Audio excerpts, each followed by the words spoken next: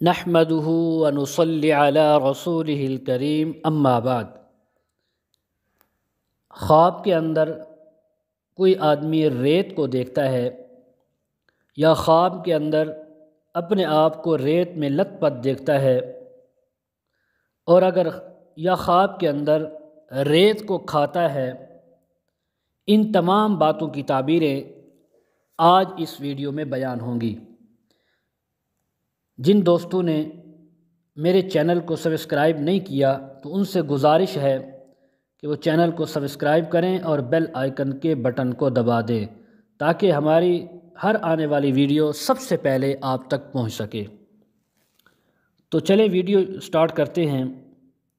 اگر کسی آدمی نے خواب کے اندر ریت کو دیکھا ہے تو حضرت علامہ ابن سیرین رحمۃ اللہ علیہ فرماتے ہیں کہ یہ اس کے صلاح اور خیر کی دلیل ہے۔ خواب میں ریت کو دیکھنا یہ بندے کی اصلاح اور خیر کی دلیل ہے کہ بندہ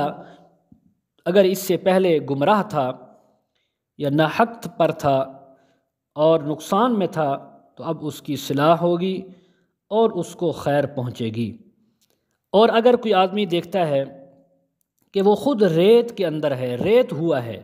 ریت کے اندر یعنی وہ خود گیا ہے، لت پت ہے، تو فرمائے اس بات کی دلیل ہے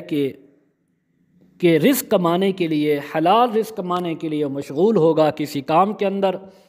اور اللہ کی طرف سے اس کو اس کے اندر نفع بھی ہوگا۔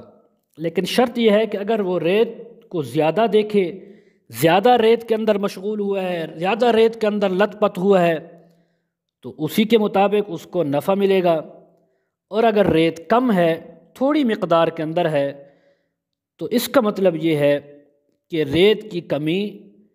رزق کی کمی کی دلیل ہے کہ کسی کام کے اندر مشغول ہوگا، کسی کام کے یعنی کسی رزق کمانے کے لیے کسی کام میں مشغول ہوگا لیکن رزق اس کو وہاں سے کم ملے گا۔ اور اگر دیکھے کہ وہ آدمی یا کوئی عورت ہے ریت کھا رہا ہے یا کھا رہی ہے یا جمع کر رہا ہے، ریت کو کھانا یا ریت کو جمع کرنا، اس کو چاٹنا، یہ دلیل ہے کہ اسی قدر لوگوں سے خیر پائے گا، لوگوں سے منفعت پائے گا، لوگوں سے اس کو فائدہ پہنچے گا۔ جس قدر تھوڑی مقدار میں کھاتا ہے یا جمع کرتا ہے یا چاٹتا ہے تو تھوڑی مقدار میں لوگوں سے نفع ملے گا، زیادہ مقدار میں ریت کھاتا، جمع کرتا یا چاٹتا ہے تو اسی قدر لوگوں سے خیر اور منفعت کو دیکھے گا۔ حضرت جعفر صادق رحمہ اللہ نے فرمایا ہے کہ خواب میں ریت کا دیکھنا 4 وجہ پر ہے۔ نمبر 1، کسی کام میں یعنی کسب کے لیے، حلال روزی کے لیے مشغول ہوگا۔ نمبر 2، حلال مال اس کو حاصل ہوگا۔ نمبر 3، کسی کام کے اندر کسی کاروبار میں مشغول ہے تو نفع ملے گا، کاروبار کے اندر ترقی ہوگی۔ نمبر 4، مرتبہ اس کو حاصل ہوگا، بزرگی حاصل ہوگی،